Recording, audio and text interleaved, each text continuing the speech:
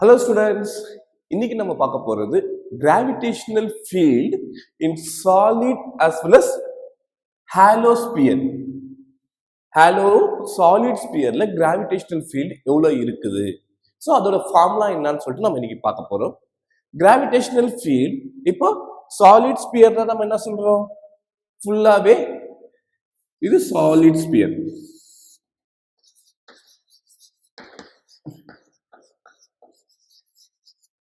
So, இது halo. So, இது solid sphere, இது halo sphere. So, இதுக்கு ரெண்டு radius இருக்குது. ஒன்னு outside radius R எடுத்துக்கலாம், inside radius இந்த radius வந்து பாத்தீங்கன்னாக்கா capital R எடுத்துக்கலாம். So, R is greater than outside இது வந்து R எடுத்துக்கலாம். So, இந்த radius இதுல இருந்து இது வரைக்கும் இந்த radius outside radius இதுக்கு வந்து ரேடியஸ் பாத்தீங்கன்னாக்கா ரெண்டு ரேடியஸ் இருக்குது. இதுக்கும் இதே மாதிரி inside radius as well as outside radius.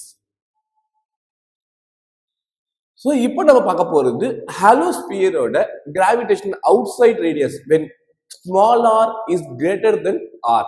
அப்படின்னா என்ன அர்த்தம்? இது வெளியில இருக்கிற r அப்ப உள்ள இருக்கிற r ஓட கம்மியா இருக்குது. அதனால தான் இங்க வெளியில போட்டிருக்கேன். ஆக்சுவலா this is இந்த இது வரைக்கும். This is small r and this is capital R.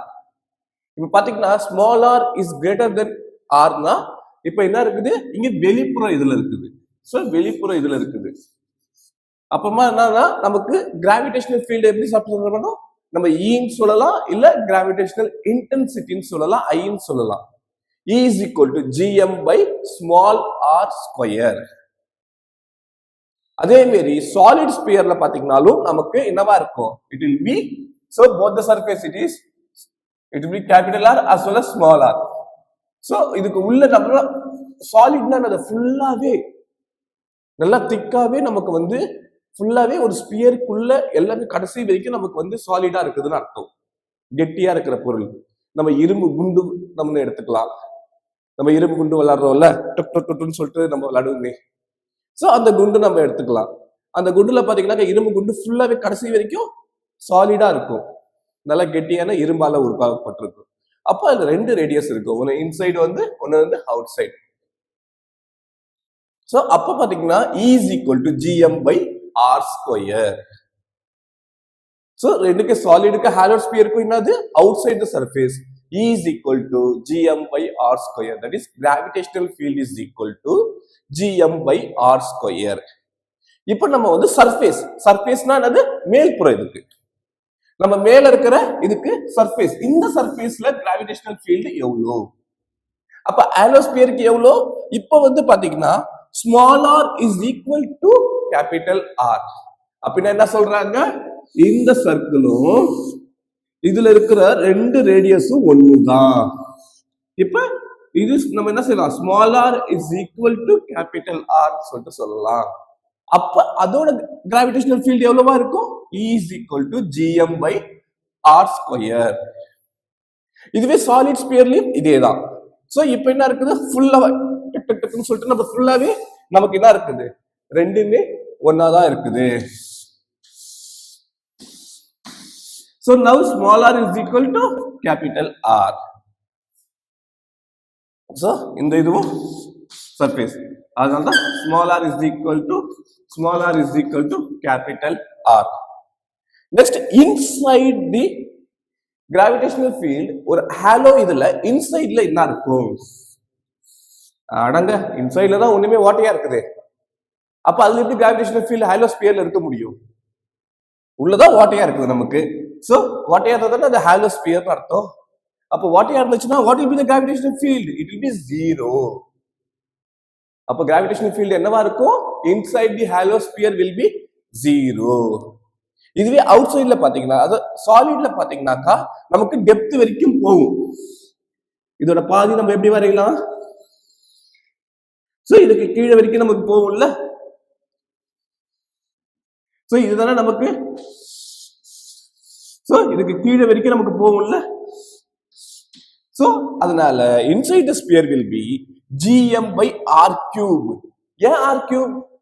இப்போ நம்ம வந்து உள்ள துணி போறோம். That is volume. Volume of the sphere it is 4/3 pi r cube. அப்ப மாஸ்க்கு பத்தி நம்ம என்ன எழுதுறோம்?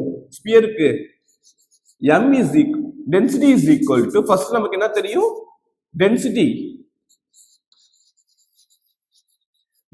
is equal to mass by volume. That is density எப்படி represent பண்ணுவோம்? rho is equal to m by v or m is equal to rho into v. அதனால தான் rho into v. v னா என்னது? வால்யூம். வால்யூமோட ஃபார்முலா என்னது? 4/3 pi r cube. v is equal to 4/3 pi r cube. இங்க அதனால தான் இங்க r வந்திருக்குது. so it is gm by r cube. so இதுல இருந்து நமக்கு என்ன தெரியுது? ஒரு கிராவிடேஷனல் ஃபீல்டு அதோட ரேடியஸுக்கு ஹாலோ ஸ்பியருக்கும் சாலிட் ஸ்பியருக்கும் பாத்தீங்கன்னா outside the surface is inversely proportional. so E is inversely proportional to 1 by r square. whereas on the surface மேல இருக்கிற surface, so the surfaceல பாத்தீங்கன்னா it will be constant.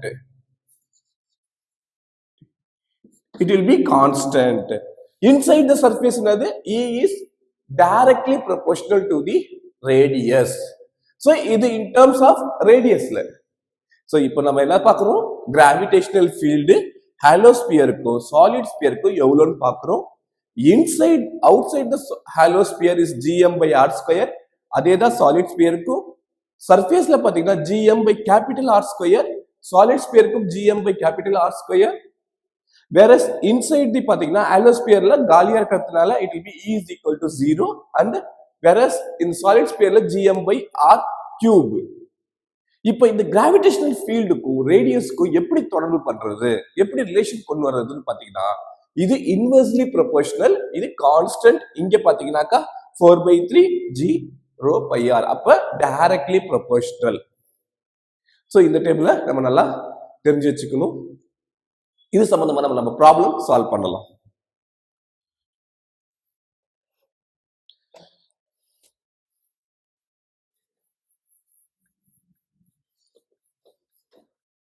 So இந்த question நமக்கு கேட்டிருக்கிறது find the gravitational field.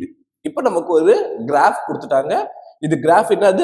r னா radius, e னா gravitational field.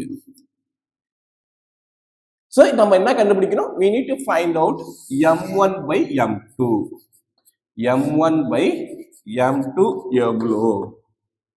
இதுதான் நமக்கு क्वेश्चन. So இந்த கிராஃப்ல இருந்து நமக்கு e1 எடுக்கணும்.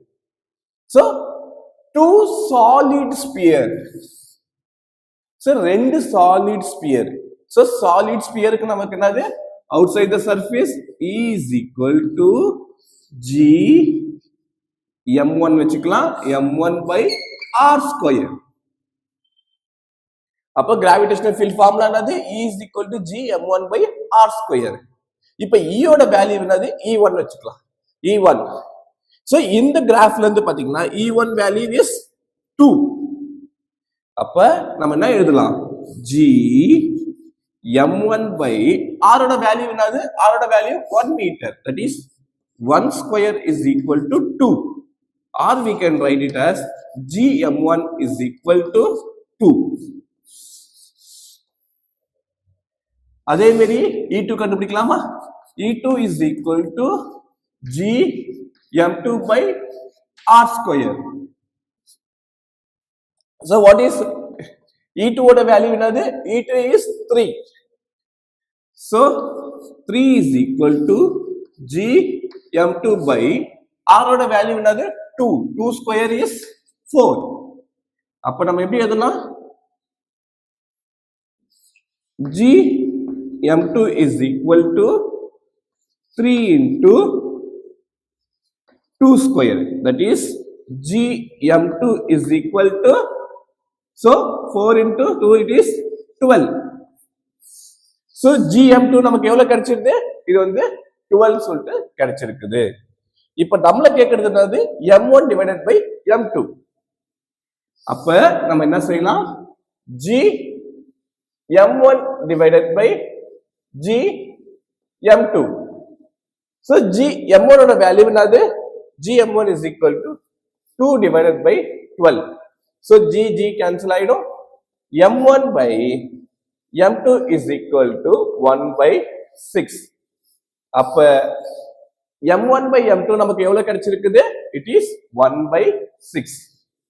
So இதுதான் நமக்கு கரெக்டான answer.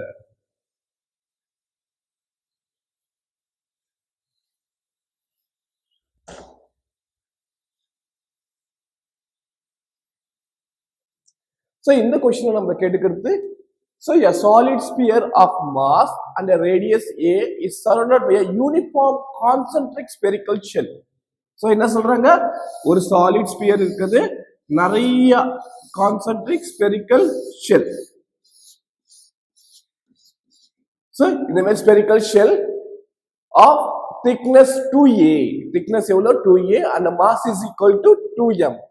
The gravitational field at the distance 3a from the center will be. So எவ்வளவு gravitational field எவ்வளவு, so இதோட gravitational field எவ்வளவுன்னு சொல்லிட்டு நம்ம சொல்லலாங்க. So இதுக்கு நம்ம யூஸ் பண்ண போறது, we are going to use Gauss law. So Gauss law ஓட ரிசல்ட்ஸ் தான் நம்ம யூஸ் பண்ண போறோம். ஏன்னா Gauss law வந்து நம்ம வந்து 12th ல உள்ள டீடைலா நம்ம படிப்போம். So Gauss law நம்ம யூஸ் பண்ணும்போது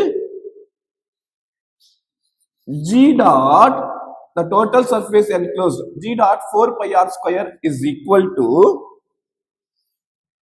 4 pi capital G into mass enclosed.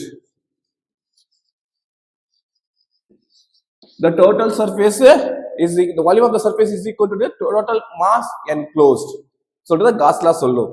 So இத நம்ம என்ன செய்யலாம், G dot 4 pi r square is equal to 4 pi G mass enclosed. So what is G? இப்ப G ஓட வேல்யூ என்னது? இப்ப இது gravitational field வச்சுக்கலாம், or E ன்னு கூட வச்சுக்கலாம். இங்க gravitation, so gravitational field is equal to, இப்ப நம்மளோட இதுக்கு இங்க E ன்னு வச்சிருக்கோம், E dot.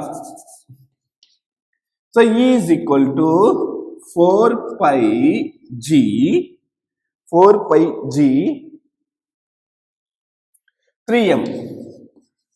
3m divided by 4 pi r square. இங்க r square ஓட வேல்யூ என்னது?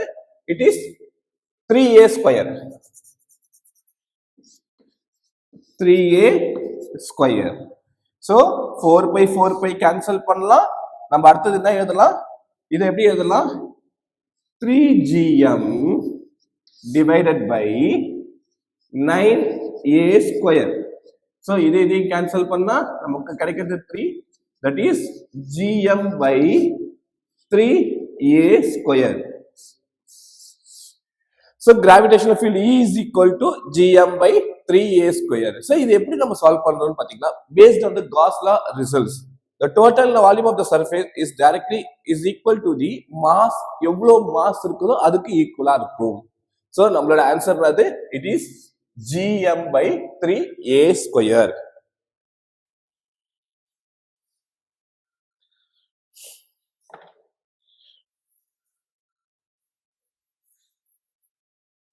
இப்போ இந்த क्वेश्चन நம்மள கேட்டுக்கிறது, so in a circular motion find the gravitational field, that is speed, velocityக்கும் ரேடியஸ்க்கும் உள்ள எந்த கிராஃப் வந்து கரெக்டா இருக்கும். எதுக்கு லிங்க் பண்றாங்க, கிராவிடேஷனல் ஃபீல்டுக்கும் ஒரு சர்க்குலர் மோஷனுக்கும் லிங்க் பண்றாங்க. இப்ப சாலிட் ஸ்பியர்னும் போது E is equal, so E is directly proportional to r square or r. So இதெல்லாம் நமக்கு இருக்குது. First E is proportional to r. So if you put some constant, E is equal to k into r. So gravitational field is directly proportional to r in the inside. So inside the solid sphere nadu E is directly proportional to r. இப்ப நம்ம வந்து இந்த proportionality remove பண்றதுக்கோசரம் நம்ம k கொடுக்கணும். இப்ப நமக்கு தெரியும் force is equal to, that is E is equal to F by m. So E ஓட வேல்யூ என்னது, இங்க kr, which is equal to kr into m So kr is equal to f by m or kr into m is equal to f. அதே மாதிரி இந்த ஃபோர்ஸுக்கும் circular மோஷன்ல centripetal force f is equal to mv square by r. So எதுக்கோசரம் நான் ஃபோர்ஸ்க்கு இது drive பண்ணனாக்கா இந்த ஃபோர்ஸையும் நான் கம்பேர் பண்ண போறேன். So first comparison that is krm is equal to mv square by r. So இப்போ நம்ம என்ன சொல்லலாம்? சோ m க்கு நம்ம வந்து கேன்சல் பண்ணலாம். we'll take small m itself. Cancel பண்ணிடலாம். சோ இங்க பாத்தீங்கன்னாக்கா what is the relationship it is? So இப்போ இங்க வந்து பாத்தீங்கன்னாக்கா v square that is r square is directly proportional to v square. So இந்த ரிலேஷன்ஷிப் தான் நமக்கு தேவைப்படுது. சோ இதுல இருந்து என்ன செய்றோம்? v is directly proportional to r. இது ஃபர்ஸ்ட் ஹாஃப்க்கு. அப்ப இந்த கிராஃப்ல பாத்தீங்கன்னா எங்க v இன்க்ரீஸ் ஆச்சோ r இன்க்ரீஸ் ஆகும். அப்ப இந்த கிராஃப்ல பாத்தீங்கன்னாக்கா நமக்கு first a option v increase ஆகுது, அதே மாதிரி r இன்க்ரீஸ் ஆகுது. இதுல பாத்தீங்கன்னா v டிக்ரீஸ் ஆகுது, அதே மாதிரி பாத்தீங்கன்னாக்கா when r is also இது ரெண்டுமே நடக்கல. அப்ப இந்த கிராஃப் வராது. இப்ப இங்க பாத்தீங்கன்னா v is constant, v is equal to constant. இப்ப இந்த ரெண்டு கிராஃப்ல தான் v இன்க்ரீஸ் ஆச்சுனாக்கா when e increases r is also need to increase. இந்த ரெண்டு கிராஃப் தான் நமக்கு ஃபர்ஸ்ட் இதுல சாத்தியம். சோ இது இதோட முடியல, இன்னொரு செகண்ட் ஆஃப் இருக்குது இந்த ரிமைனிங் பார்ட் ஆஃப் த கிராஃப்க்கு. இப்போ இது வந்து அவுட் சைட் த ஸ்பியருக்கு நம்ம எடுத்துக்கலாம். சோ இன்சைட் த ஸ்பியர், இது outside the sphere. So இது பாத்தீங்கன்னா இன்சைட் தி ஸ்பியர், சோ இது outside the sphere. So E is equal to gm by r square. F is equal to mv square by r. So E ஓட value gm by r square நம்ம என்ன எழுதலாம்? c square by r. So c by r square. c by gm by இது என்னலாம்?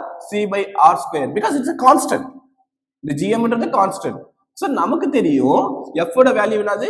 f is equal to m into e or e is equal to f by m. So இப்போ நம்ம என்ன எழுதலாம்? It is f is equal to என்ன எழுதலாம்? c m by r square. So இந்த centripetal force இதுக்கு என்ன இருக்குது? ஈக்குவலா இருக்குது. So we can write this is equal to mv square by r. Or we can write it as v square is equal to v ஓட value என்னது? So v square is equal to c divided by, that is v is equal to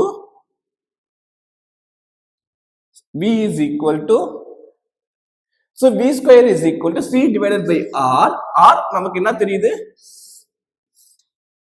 v is equal to c divided by root r. இதுதான் இங்க relationship நம்ம கொண்டு வரோம்.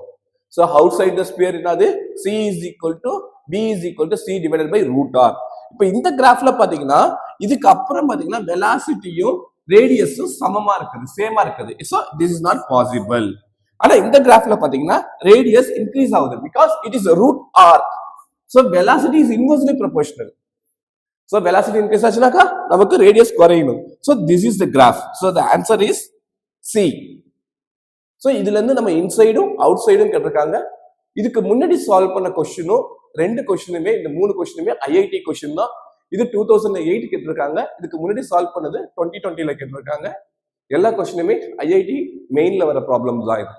So உங்களுக்கு doubts இருந்தா comment செக்ஷன்ல கமெண்ட் பண்ணுங்க, நம்ம இன்னும் நிறைய ப்ராப்ளம் சால்வ் பண்ணலாம். தேங்க்யூ.